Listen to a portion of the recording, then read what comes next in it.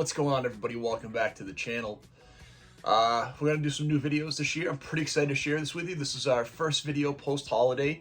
We're going to have a lot of fun. This channel's grown a ton in the last month or so, and I just want to say thank you to everybody. You seem to really like the buying guides. We're going to continue to work on that. I want to do a buying guide for C4 Corvettes. My old 93 Corvette that I have belongs to my cousin now, and I'm going to try to get the car one weekend and just go in and shoot a video with that and shoot a buying guide as we head into the spring and get ready for some of that. We had a great holiday season.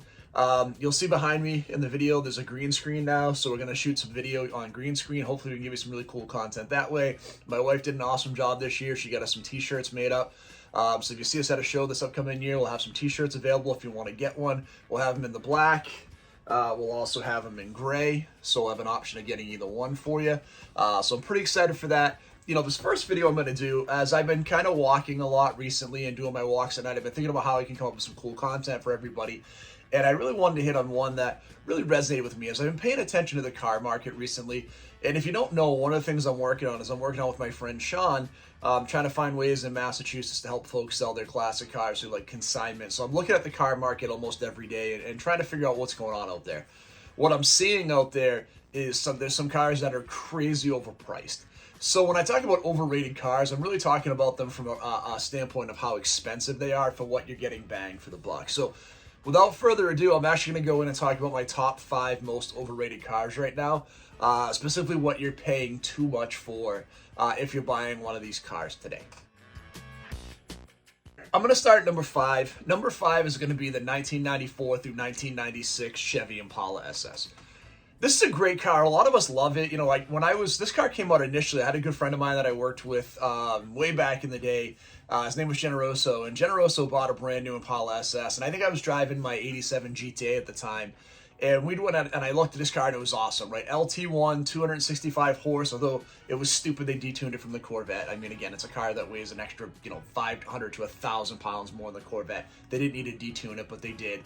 Only available in a couple of colors, black, or that dark emerald green or that dark ruby red. Really sharp looking car. Really was a Caprice. They put a little small body kit on it, some really good looking 5-spoke wheels, and spruced up the interior a little bit. It was kind of a luxury performance car, and I really did dig this car. I thought it was really nice. I think for the money it was really cool. At the time I thought it was just a cool car, but now they're selling for like 30 grand, right? And the one you want is a 96. If I were to buy one, even though the black is the most iconic color, I'd try to find that dark emerald green. And the reason you want a 96 is you want the console shifter, not the column shifter, right? 96 was the only year you could get the console. So 96 is kind of the ideal car, but for like 30 to 35 grand for a low mile version of this car, for a car that does 0 to 60 in like 7 seconds, 7.5 seconds, it just doesn't make a lot of sense to me. I just think it's too much money. If I were looking to get something like this, I would try to get, maybe a later year Crown Vic Police Interceptor package, or even a Mercury Marauder, which had more horsepower, came out a few years later in like 03, and they're selling for about $5,000 less than the Impala SSs. So again, for me, that's the option I would go with. I'd spend a little less money, and I would probably get a Crown Vic or a Marauder to get something very similar.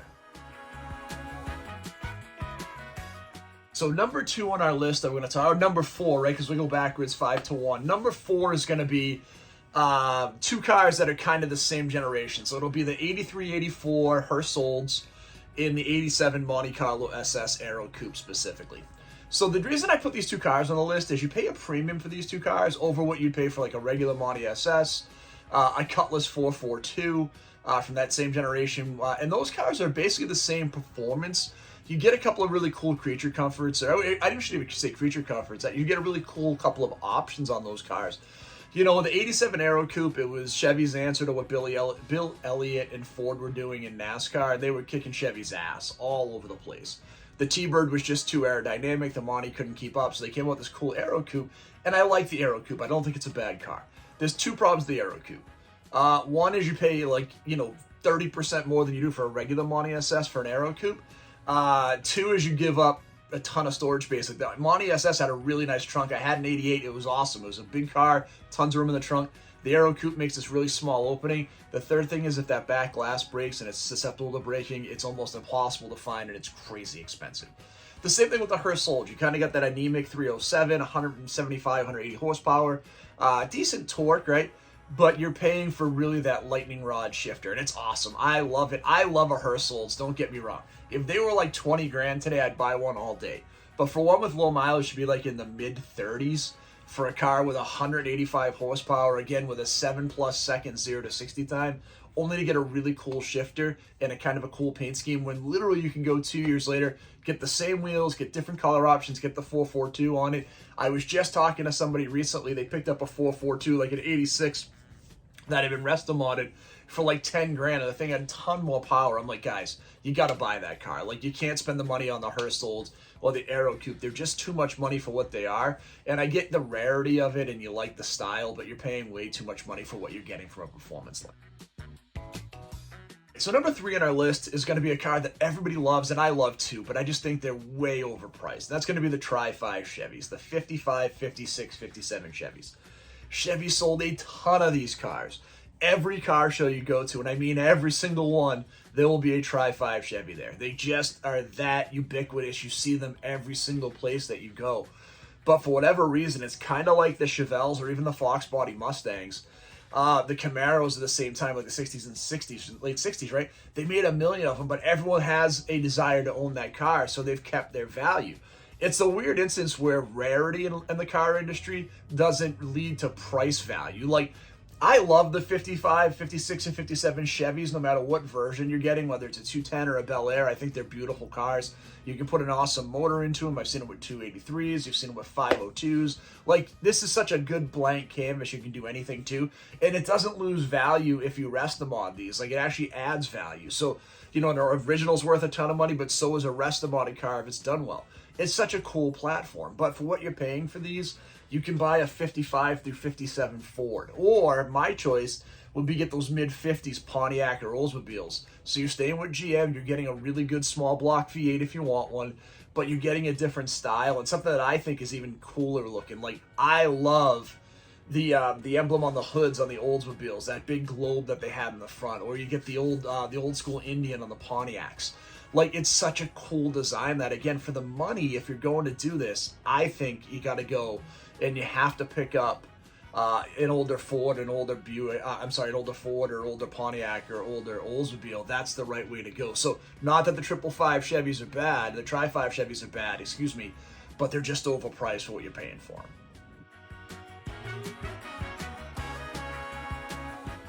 Right, so number 2 on our list is going to be the air-cooled 911s from like the late 70s, or even the mid-70s and through like the late 80s, right? There's a huge demand for these air-cooled 911s right now, and they are cool. Like a whale tail, foot wheel 911 is awesome. It looks great.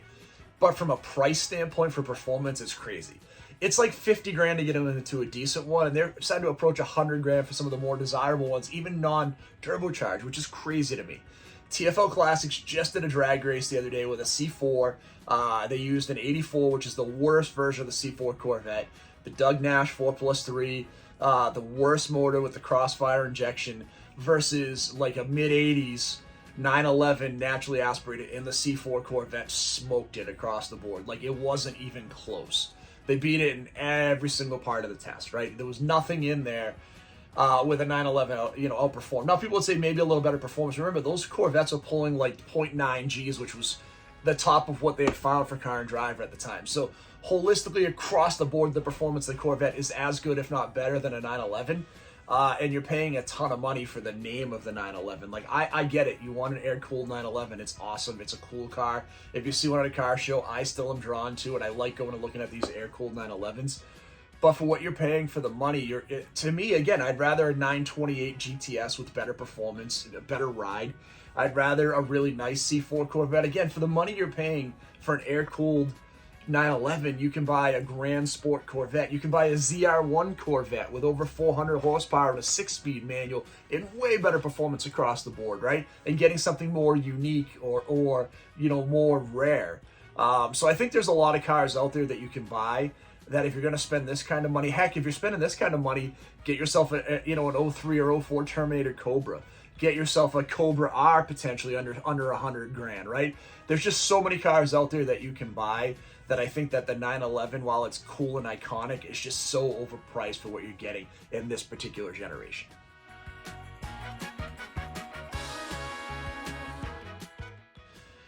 All right. Well, we are the Fox Body Phantom channel. We're a Fox Body Mustang family first, right? We've had a bunch of them. So let's piss off everybody in the Fox Body community right now. It is what it is. I'm going to do it. Let's talk about it. The 93 Cobra. They're starting to get ridiculous in money. They've been high priced for a while, but like we're talking 40, 50, 60 grand, 70 for a low mile version. I can't justify it, guys. I can't.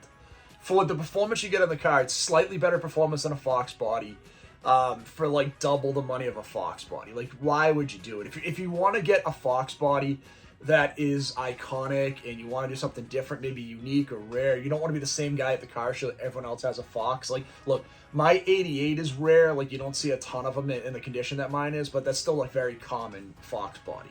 So if you need something that fills that void and you don't want to spend the crazy money on a Cobra, again, not that the Cobra's bad, it's just the price for what you're getting performance-wise to benefit doesn't exist. So for me, if you're going to do it, I'm going to give you like 4 other options I would recommend to you. Get yourself one of the special edition convertibles, whether it's a 7-Up, it could be the summer editions in the yellow with the chrome ponies or the red with the white ponies. Get something different like in a special convertible, right? Get an 84 GT350. Again, in the hardtop for me with T-tops, I would buy that all day. I think it's a cool car. You're going to spend like $25 for a nice one. You get something that's completely unique or different. Buy yourself a Saline Fox Body. It's around the same money as a Cobra and a Saline. The Saline at least gives you the 5-lug wheels and the 4-wheel disc brakes and the racecraft suspension, the flow-through seats. Like, you have so much cool stuff on that, where I think the Cobra is a little bit more of a partsman car with like that GT40 intake and slightly better performance, a different body kit, the Thunderbird wheels. I'd rather a Saline than a Cobra personally. Or, again, for the same kind of money, just like I talked about earlier, go buy yourself an 03 or an 04 SN95 Terminator, which is a way better performance car. That thing is awesome. And you can pick one of those up for like 35 or 40 grand. If you want to go like crazy money, you get yourself a Mr. Chrome 04. Those are going for like 50, and I think those are only going to continue to skyrocket, where I think the Cobras from like 93 are starting to plateau a little bit because the prices have gotten so out of control. So that's the list, folks. I hope you like this video. Again, we'll have a bunch of videos like this over the winter. I'm heading to Vegas in 3 weeks, so the goal is when I go there, if I get some time that I have like an afternoon free to myself before I fly home the next morning. So my goal is to get over to the Shelby Museum. I've been there before. It's awesome. And to get over to Counts Customs. And I want to shoot some photos and videos on both places to share some of the cool car culture over in Vegas. If you haven't subscribed so far, please hit that like and subscribe button. I appreciate all the folks that have joined the channel recently. Like I said, I hope to see you at some car shows soon. Maybe I can get you a Fox Body Phantom shirt. If you want me to like talk about your car when we're out there, please come see me. We love seeing all of you at the shows and different events. We want to definitely go through and make sure we give some love to your vehicles. Have an awesome day. Have a safe and happy new year, and we'll talk to you really soon. Thanks.